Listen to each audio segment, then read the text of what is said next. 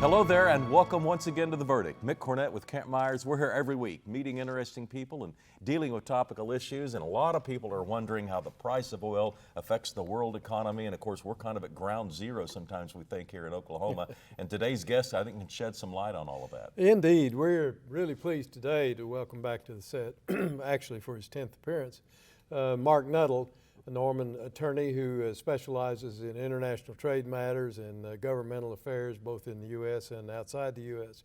And he's going to tell us about what's going on with international debt and how that impacts you and me and our audience.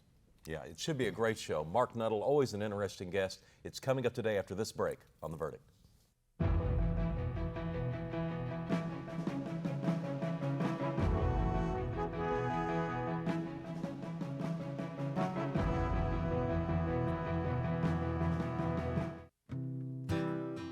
I like the idea of improvisation and starting with not a preconceived idea. All of my work is about visual images taken from my memory. I'm Brenda Kingery. I am an artist and I'm a proud Chickasaw. One time I said, "Oh God, please don't let me die with my paintings in the closet." And what I would want them to be is everywhere. I would want them to be loved, to be used, to be respected. You work your whole life doing this. You just keep going as long as you can. And I have such a good background with a 106-year-old grandmother that I've always thought in my mind I would just paint till I'm 106. My Chickasaw heritage has become a primary part of my life. And the reason is, it's a place I call home. See more stories about the Chickasaw people at profilesofanation.com.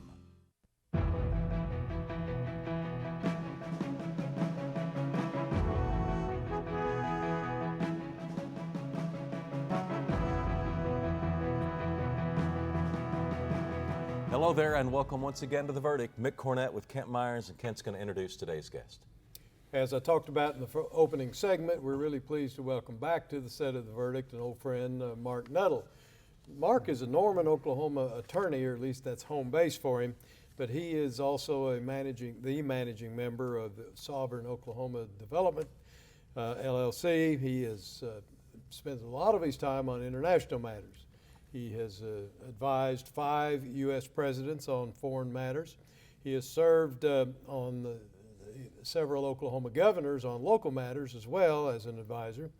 He's advised Bulgaria, Ukraine, and Russia on economic matters, and he is always traveling around the world, and we wanted to have him come in and talk about what's going on as he sees it and how this impacts us here in Oklahoma. Marc, welcome back. Glad to have you. Well, thank you. It's just wonderful to be here. Great to have you back, and very timely because a lot of Oklahomans are concerned about the price of oil and its greater effects on our state economy and our national economy and our world economy. I know you look at all those things. I think sometimes we simply just say, well, it's supply and demand. But I'm guessing that you're going to say it's a little bit more layered than that. Yes. The macro issues involved now are not spoken to in the context sometimes that where we can understand how they impact each other.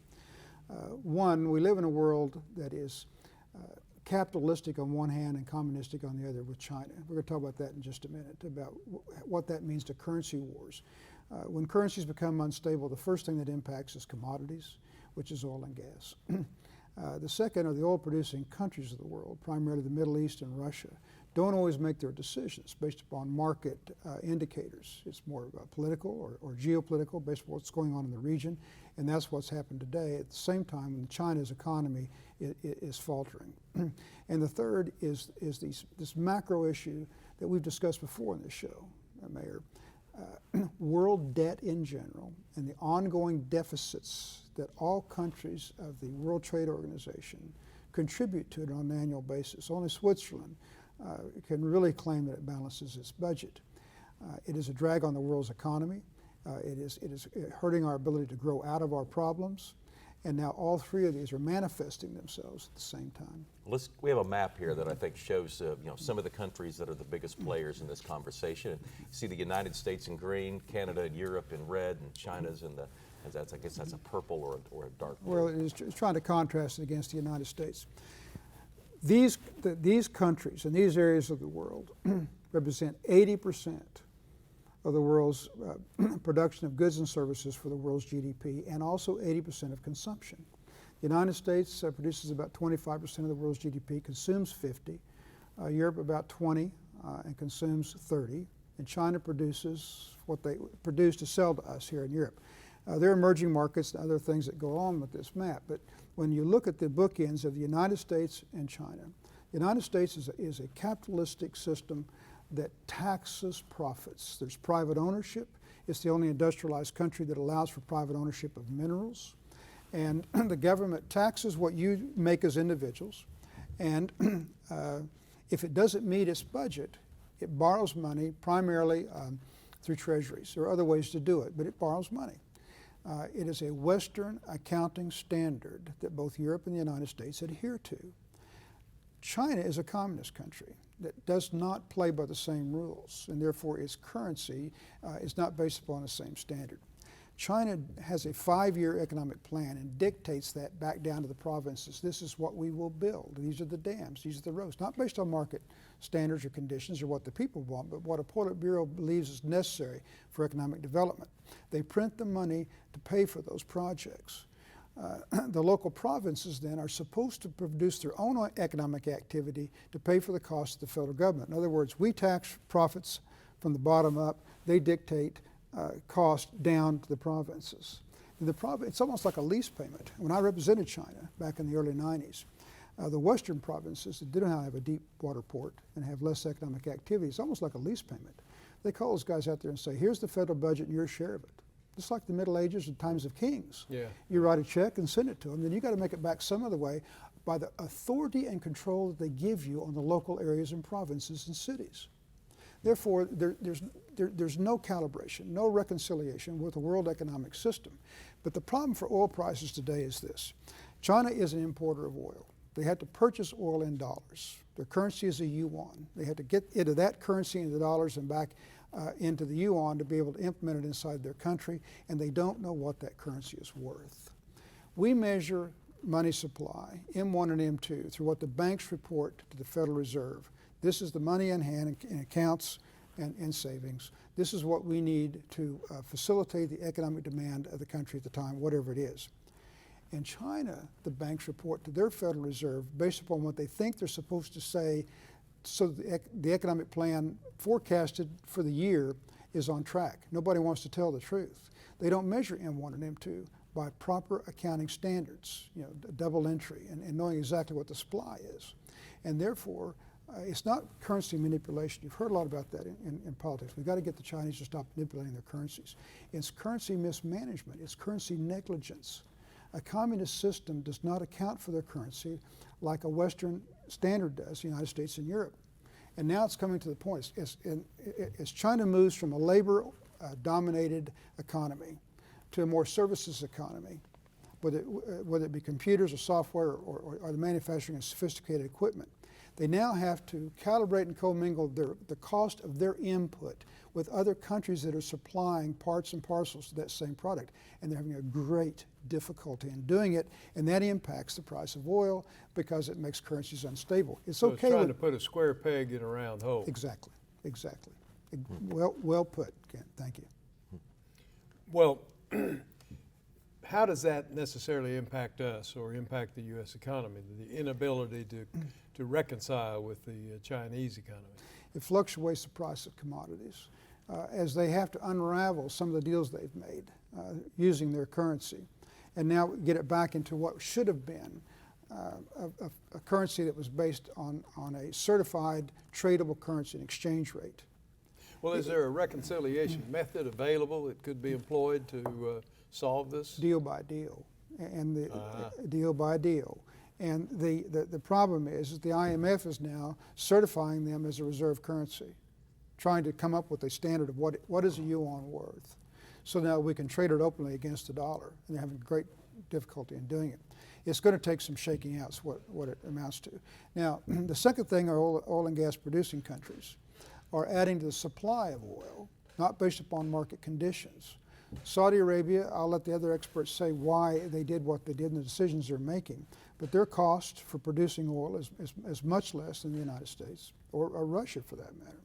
But over 90% of their federal budget is based upon the sale of oil. Saudi Arabia. And also Russia. Yeah. And so as the economies of the world flatten out, I mean, it may be less than 2% growth, and it needs to be 3.5% to 4% to maintain all of the growth and the spending of all the countries. Their deficits are up. Saudi Arabia's deficit this year is projected at about $97 billion. You say, well, that doesn't sound like a lot, but they're a tenth of our economy. So put that in U.S. terms, that's $970 billion, or $1 trillion. It's a great impact on them. They're very concerned about it. So they start this process of producing oil, partly probably because of their position against Iran. They're at war with Yemen, their own problems in the Middle East with ISIS and other social economic issues that they have to deal with, and their juxtaposition against Russia, who is supporting Syria as a client state. And so they make these decisions, and they start producing oil at the same time. As I said, these lines cross. Now China is trying to determine how they're ever going to certify their currency in a world market. And the markets, as they unravel these deals and figure out exactly what a yuan is worth and how much money is in supply in China, and when we get to world debt here in a minute, a world that is in extreme government debt is pushing down the price of oil because there's not enough demand to pick up the difference. And now they're in trouble because their only revenue is to pump oil. Private companies can ratchet back, in the U.S., can ratchet back production based upon supply and cost of production. But you're telling me that the two largest producers of oil, the Middle East and Russia, can't, because if they shut that off or ratchet it down, there's no money coming in from any other sources. And they have government programs. They've got things they have to run. Have to support. In Russia, it's military. In Saudi Arabia, it's social services. Let's jump to a break. When we come back, we'll have Mark get into a little bit more of his comment about world debt and how that affects the price of oil and our economy here in Oklahoma. Marc Nuttle, our guest today on The Verdict. We'll be right back.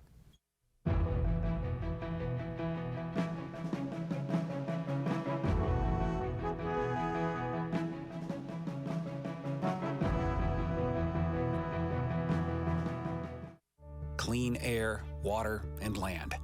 Abundant American energy. You don't have to choose one or the other.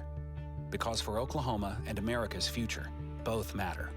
That's why Oklahoma's oil and natural gas producers share valuable 3D seismic data with regulators and scientists, leading to better views of Oklahoma's diverse geology and more insights into protecting our land.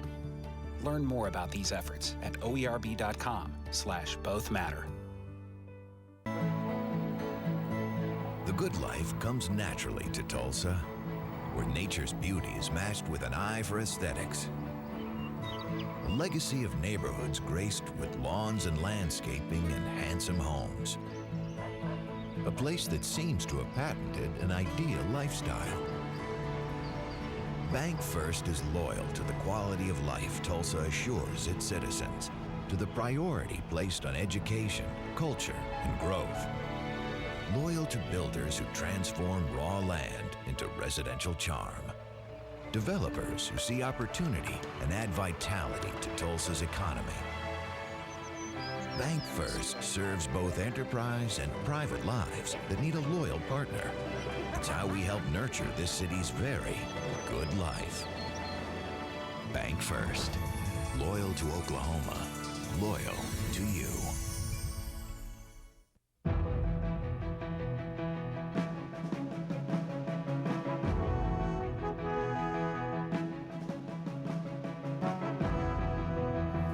Welcome back to the set of The Verdict. Our guest this week is Marc Nuttle, who in the first segment took us through the price of oil and the difference between communism and capitalism and how that plays out. In this segment, Marc, I know you want to get into long-term debt and show how it's having an impact on our economy today. Yes. Mick, there are 182 countries in the World Trade Organization. And that would be the world's producers of economic activity. Actually about 189 countries, but 182 that are involved in international trade. Of those 182, every single one of them is deficit spending, and right now is at 100% debt to equity or debt to GDP, except for Switzerland.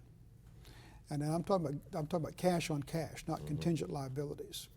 Now what happens? What happened to Greece when it eclipsed a certain point of confidence and its debt went to about 112, 115% of debt to GDP? It wasn't able to function in a normal business-government relationship when it had too much debt and its cost of debt was more than its private sector could support in taxes, basically. And the world is dangerously getting to that point now. Let's take a look at this long-term graph here that I think will illustrate what you're trying to show. This is the major industrialized countries of the world.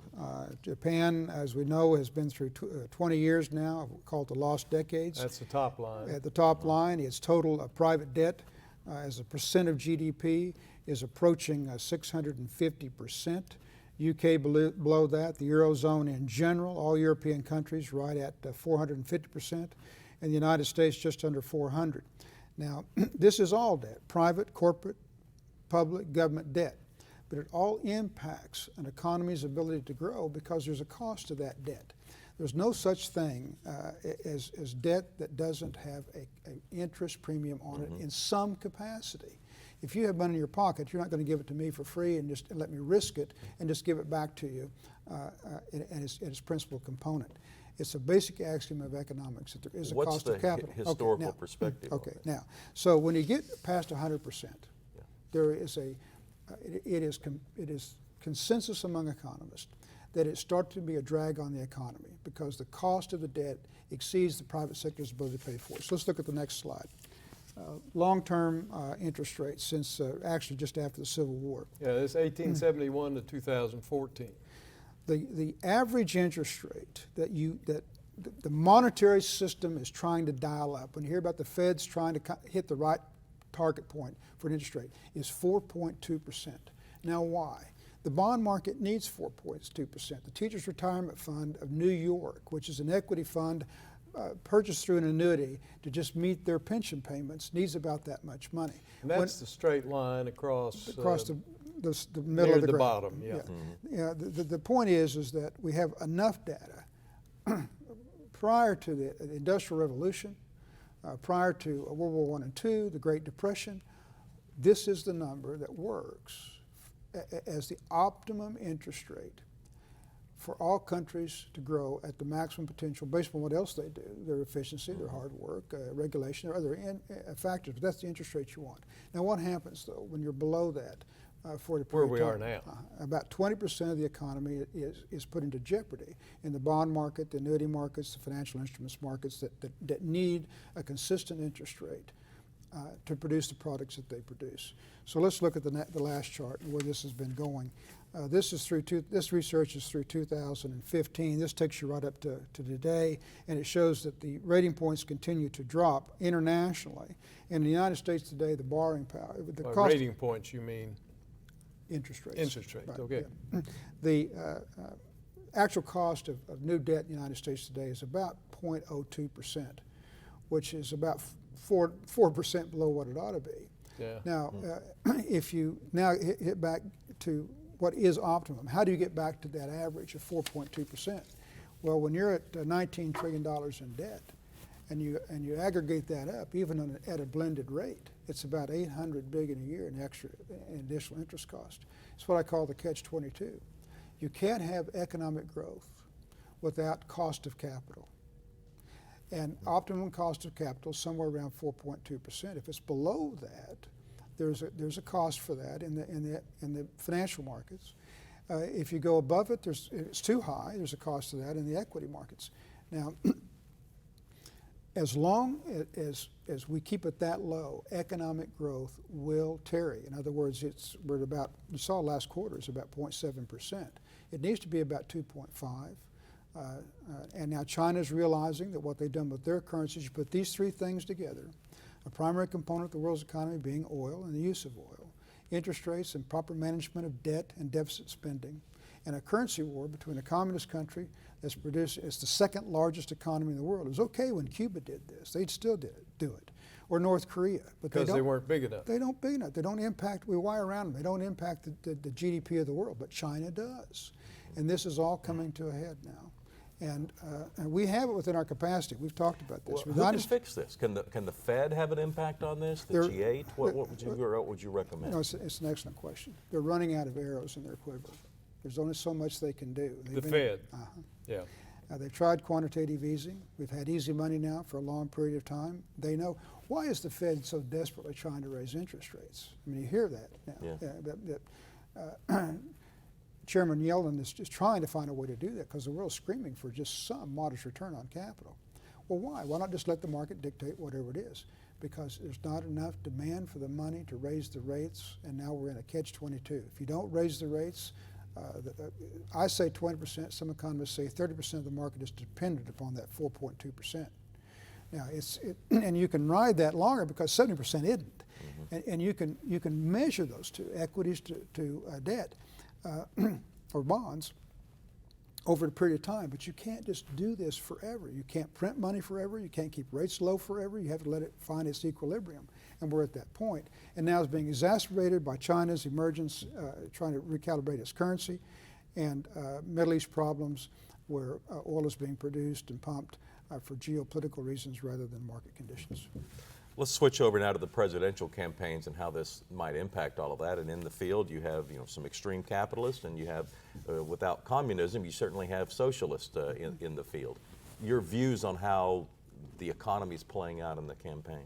Well, I hadn't thought of it in those terms.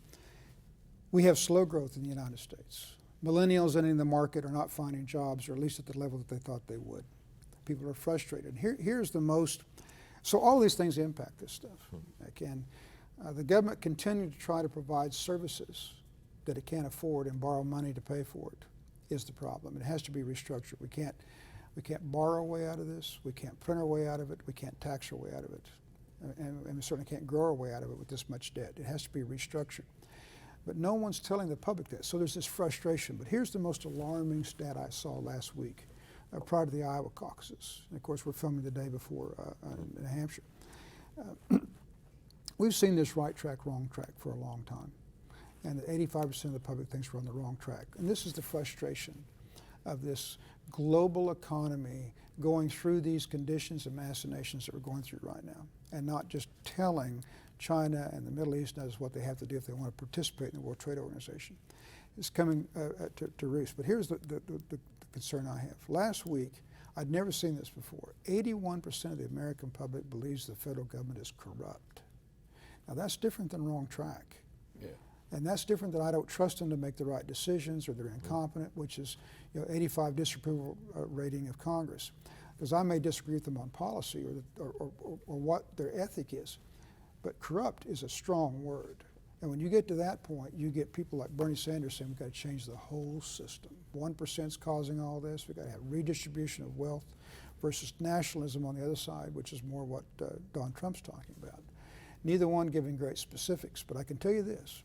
Wall Street and those in power and business understand exactly what Bernie Sanders is saying. I mean, he's going to tax and redistribute. He's going to break up the big banks. He's going to change the way Wall Street does business. And even if you agreed with it, it's not that easy to unravel. I mean, it is an enormous amount of restructuring that he's talking about that he hadn't thought through just because, well, I'm a socialist and I believe it'll work. But he's getting a following for that. So that's kind of what's going on. Now you got an independent America out there, both Republican and Democrat, just looking for honest, cogent, clear direction on economic and government issues, states' rights, education, the environment, and other things that impact their lives on a daily basis. And they're not finding it yet. Afraid that's going to have to be the final word. Marc, thanks so much for coming out and enlightening us on all these issues. Well, thanks for having me. We appreciate it. We need to get you back. Okay, thank you. Kent and I'll have a final word after this.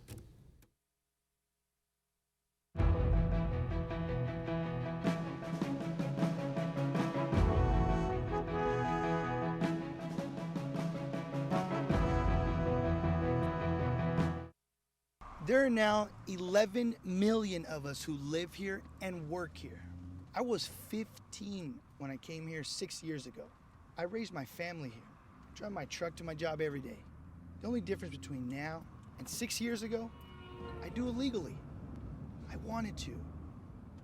Because this is my home.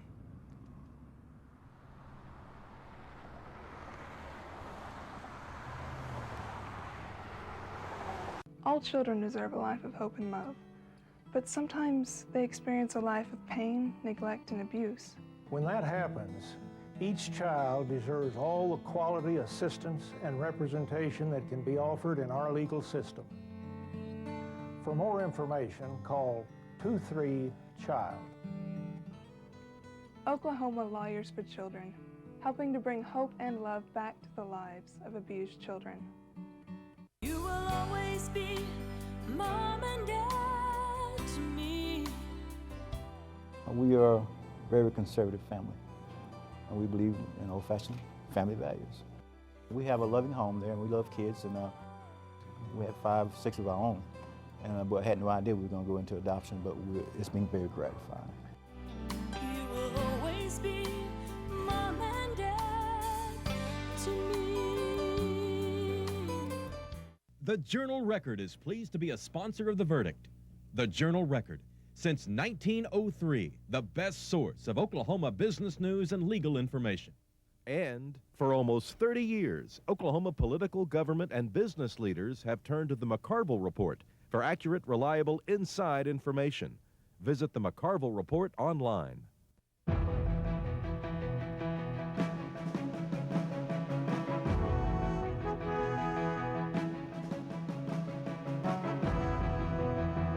Welcome back to The Verdict. Mick Cornett and Kent Myers, and Marc Nuttle gave us a lot to think about today. Well, indeed, we see the ups and downs and concern about the effect of the price of oil in the Oklahoma economy and its impact on some of our biggest corporate citizens.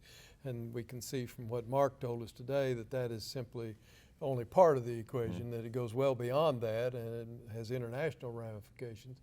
I was particularly struck by the difference in the Chinese system and the U.S. system. I had not thought about that or how that could be a problem.